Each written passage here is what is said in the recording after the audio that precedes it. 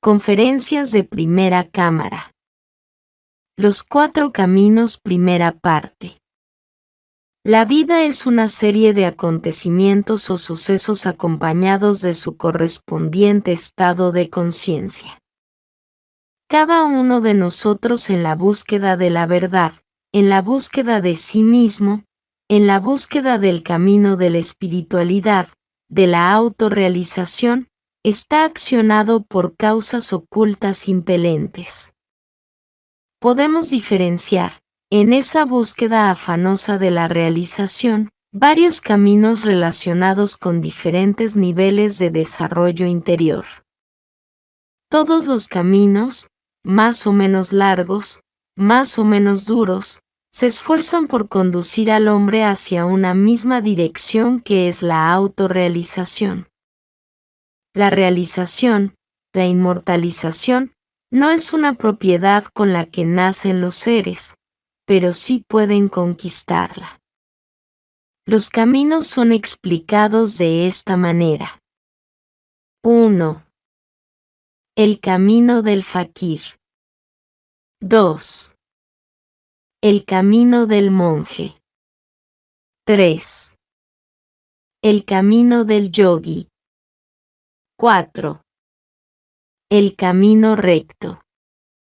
1. El camino del fakir. Al escuchar esta palabra nos ubicamos inmediatamente en el Oriente, particularmente en la enigmática y misteriosa India. En Persia el término fakir significa mendigo o mendicante. En la India los juglares, los saltimbanquis, se denominan a sí mismos fakires. Los europeos le dan el nombre de fakires a los yogis, lo mismo que a los monjes errantes de diferentes órdenes. Este camino, largo, difícil y dudoso, es el de la lucha espantosa por desarrollar en sí mismo la fuerza de la voluntad física, vencer el dolor, lograr el poder sobre el cuerpo, objetivo que se consigue a través de terribles sufrimientos, pasando por durísimas pruebas. Todo el camino del fakir está hecho de ejercicios físicos increíblemente penosos. Se mantienen de pie en la misma posición, sin movimiento alguno, durante horas, días, meses o años, o bien, sentados sobre una piedra desnuda bajo un sol implacable, bajo la lluvia, en la nieve, etc. Mantienen los brazos extendidos tiempo indefinido o bien se torturan con fuego o con un hormiguero en el que ponen sus piernas desnudas, y así sucesivamente. En 1902 el fakir Agastya de Bengala, India, alzó un brazo en forma recta por encima de su cabeza. Agastya era un hindú para quien todos los placeres y dolores del cuerpo eran maya, una mera ilusión. Agastya adoptó esa postura peculiar, para la mente occidental, partiendo de una convicción religiosa.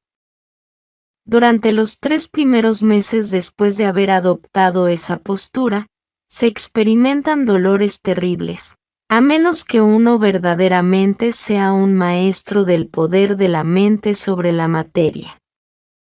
Después de 3 meses, sin embargo, mantener el brazo levantado es, en comparación, un juego de niños.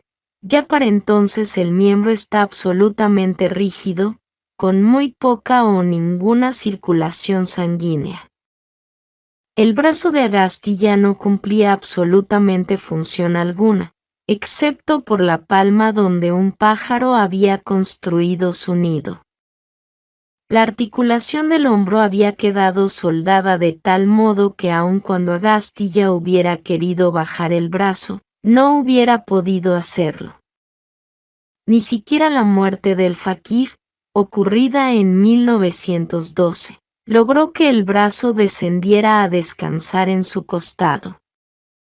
Cuando Agastya fue depositado en la fosa para su último descanso, el brazo seguía extendido y con la palma abierta. Otro fakir se había mantenido día y noche, durante 20 años, sobre la punta de los dedos de las manos y pies. Ya no podía enderezarse ni desplazarse. Sus discípulos lo transportaban y lo llevaban al río donde lo lavaban como a un objeto. Si el fakir no se enferma o muere, desarrolla en él lo que puede llamarse voluntad física, pero esto no significa la creación del cuerpo de la voluntad consciente o cuerpo causal. Además, sus funciones emocionales, intelectuales, etc., permanecen sin desarrollo. Ha desarrollado, efectivamente, su voluntad física, pero no tiene en qué poderla aplicar, no puede hacer uso de ella para adquirir el conocimiento o perfeccionarse a sí mismo. Por lo general está demasiado viejo para iniciar un nuevo trabajo. Algunos de ellos no siguen este camino por sentimientos religiosos o porque comprendan las diferentes posibilidades de desarrollo interior, sino por simple imitación causada por el impresionismo al ver a otros fakires. Muchos de ellos se entregan a un ascetismo fanático, tanto en el oriente como en el occidente del mundo, porque quieren pagar con dolor sus malas acciones o su incapacidad de vencer las tentaciones. Para ellos se flagelan sin misericordia, aman el dolor por el dolor mismo, ignoran que el cuerpo físico es el templo del Dios vivo. Nadie se realiza con el dolor, porque el origen del dolor es el yo.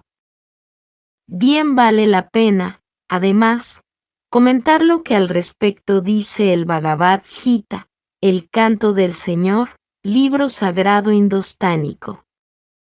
Los hombres que practican severas austeridades no recomendadas por las escrituras, solo por ostentación o egoísmo, esos apegados y concupiscentes, desprovistos de sensatez, torturan a todos los órganos del cuerpo, y a mí también que moro dentro del cuerpo. Conócelos, son de propósitos demoníacos. 2. El camino del monje. Este es el camino de la fe, del sentimiento religioso y de los sacrificios. Es un estado de conciencia en el cual se trata de desarrollar el sentido devocional, el aspecto emocional del ser. El trabajo del monje se concentra en sus sentimientos, sometiendo sus otras funciones a la fe. Tengamos en cuenta que la fe en sí misma y por sí misma es conciencia despierta. Existen dos tipos de fe, una, la que mueve un estado de emoción basado en la creencia, otra, la que se basa en las experiencias místicas directas. Por ello no necesita creer ni dudar. En cuanto al camino del monje se refiere, estos desarrollan la voluntad sobre sus emociones, pero sus demás facultades pueden quedar sin desarrollo.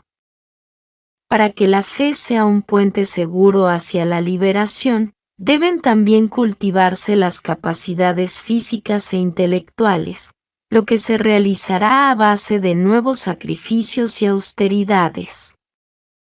Un monje tiene que llegar a ser un yogi y un fakir. Son muy escasos los monjes que llegan lejos, más escasos, aún, los que triunfan sobre todas las dificultades que impone el real camino, pues la iniciación la da la diosa Isis, la Divina Madre, el fundamento alquimista que enseña profundamente la doctrina gnóstica. 3. El camino del yogi. El centro de gravedad del camino del yogi reside en la mente, en el desarrollo psíquico. No obstante, existen diferentes ramas del yoga. Tenemos el Bhakti Yoga, o sea el yoga de la devoción. Este desarrolla la parte mística, la devoción elevada, y puede darnos iluminación, mas no nos lleva a la autorrealización íntima del ser.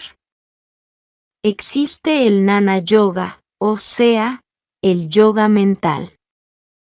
El Jnana se esfuerza en el conocimiento de sí mismo, conoce las distintas disciplinas de la mente, logra estados de samadhi, mas no la autorrealización. Encontramos también el Raja Yoga. Objetivo de ese yoga es el desarrollo de los chakras, de los poderes ocultos, etc. Se logra cierto desarrollo, no hay duda, pero eso no es autorrealización. Por la naturaleza de las prácticas empleadas por los yogis, no hay duda de que se desarrollen ciertos poderes psíquicos como relajación mental, concentración.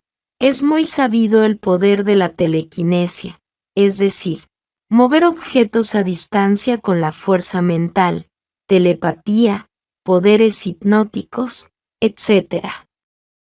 Pero si se olvidan de la doctrina de los muchos yous, esto puede conducir a la paranoia o delirios de grandeza. Sienten que han alcanzado la auténtica maestría, mas esto solo conduce al desarrollo de siddhis o poderes inferiores.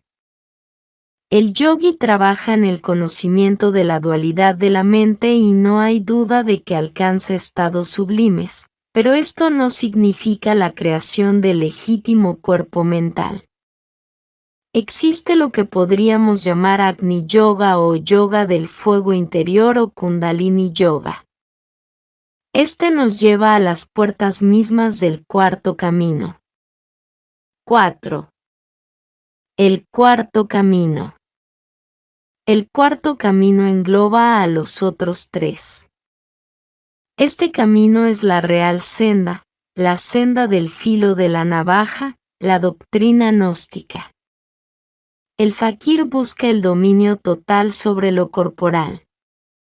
El monje pretende el desarrollo del sentimiento. El yogi persigue la perfección de la mente, trascendiendo la dualidad característica en que ésta se debate, haciéndola apta para recibir el conocimiento. Mas el cuarto camino, el camino del hombre equilibrado, conduce a la perfección y armonioso desarrollo de todos los centros de la máquina humana a través del despertar de la conciencia, trabajando con el cuerpo físico simultáneamente con las emociones y los pensamientos. Toda una serie de ejercicios paralelos sobre estos tres niveles, físico, anímico y espiritual, sirven a esta meta. Así el cuarto camino enlaza y resume el trabajo con los otros tres en perfecto equilibrio. El cuarto camino es la senda del matrimonio perfecto, la vía del ser inteligente, del que estudia la cábala y la alquimia empleándolas en la realización armoniosa de todas sus infinitas posibilidades, quedando sintetizadas en el despertar de la conciencia, basado en la desintegración del yo psicológico. El cuarto camino se fundamenta en la transmutación de las energías creadoras logrando el desarrollo del fuego interior. El avance está determinado por la disolución del ego y el sacrificio por la humanidad. Este camino no exige que la persona se retire del mundo, o que abandone todo contacto con los seres, las cosas y los eventos, sino que requiere una preparación adquirida en el gimnasio psicológico de la vida práctica. Esta vía comienza mucho más lejos que la del yogi. Su centro de gravedad reside directamente en la conciencia o esencia anímica. Es necesario estar preparado para entrar al cuarto camino.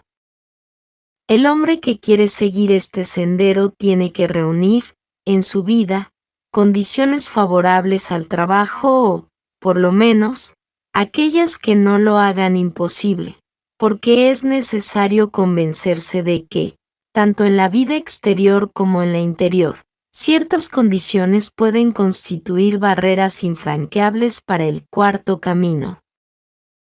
Este camino es mucho menos conocido que los otros tres tradicionales. El cuarto camino es muy exacto y mucho más perfecto que los otros tres.